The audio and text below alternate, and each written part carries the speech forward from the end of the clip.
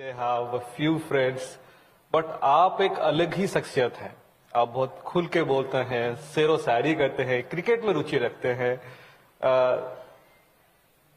So गुस्ताखी माफ for sir, but आप जज कैसे बन गए? It is because of your fathers inspiration, who is the longest serving CGI of India, justice YV Chandrachud. आपके सवाल का शायद ये मायना है कि ये सब आपकी जो एट्रीब्यूट्स हैं, आपकी जो शैली है, इसको लेके आपको जज किसने बनाया?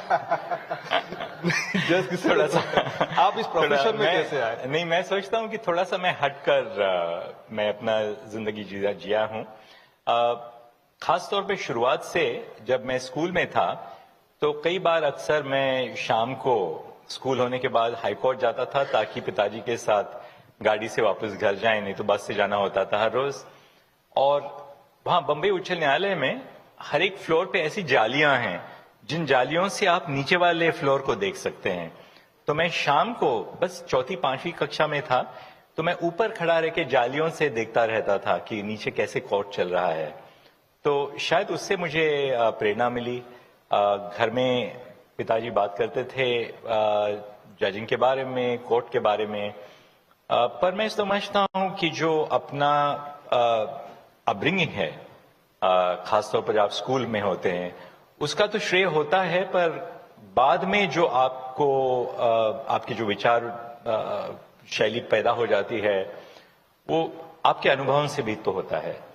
तो childhood experiences are important up to a point, but I do believe that what you acquire later on in life in terms of your own experiences, your own contact with society is equally important. But you had not entered the courtroom till your father was in office. You know, my father made an announcement when I was traveling with my parents to Allahabad and I was in law school. My father made an announcement that so long as he is in office, I will not enter a courtroom, because he was deeply concerned about nepotism in the judiciary. और वो सोचते थे कि देखिए वो तो भारत के प्रधान न्यायाधीश है, मुख्य न्यायाधीश थे, कोई भी कोर्ट हो वो उनके कोर्ट के नीचे के स्तर का है। तो इनकी बड़ी इच्छा थी कि जब तक वो ऑफिस में हैं, चीफ जस्टिस कार्यरत हैं, मैं किसी भी कोर्ट में काम नहीं करूं। इसके लिए मैंने फिर अप्लाई किया।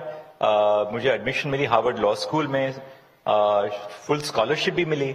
पिताजी ने मुझे कहा था कि देखो मेरा प्रोविडेंट फंड है, उस समय प्रोविडेंट फंड में करीब 4.5-5 लाख रुपए थे 20 साल के सर्विस के बाद, 1962 से 1982 तक।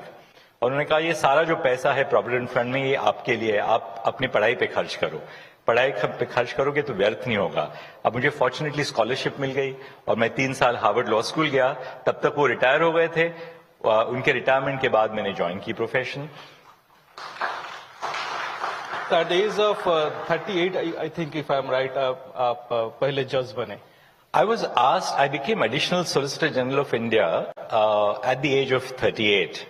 I was asked to become a judge at 38, but my file was returned on several occasions by the President of India, I believe, to the then Collegium on the ground that I should become older. And eventually I was appointed as a judge of the High Court when I turned 40.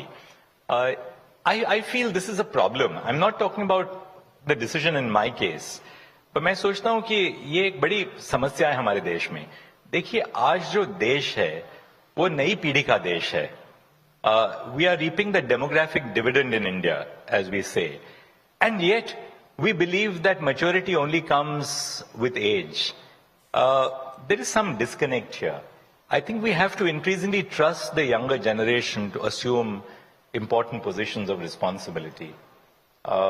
But you know, I also wanted to share with you that my coming into the legal profession was a little bit of an accident, because after I completed my BA in Economics Honours at St. Stephen's College in Delhi, I thought that I should really do my post-graduation in economics because I topped the Delhi University. और Delhi school of economics की जो term थी वो थोड़ी देर से शुरू होने वाली थी। The legal education at Campus Law Center commenced earlier, तो मैंने सोचा कि थोड़ा सा टहलते हैं, देखते हैं क्या होता है लॉ कॉलेज में। एक बार लॉ कॉलेज में बैठ गए तो वही जिंदगी भर की उसी में बैठ गए, फिर कहीं और कहीं जाने का सवाल ही नहीं हुआ।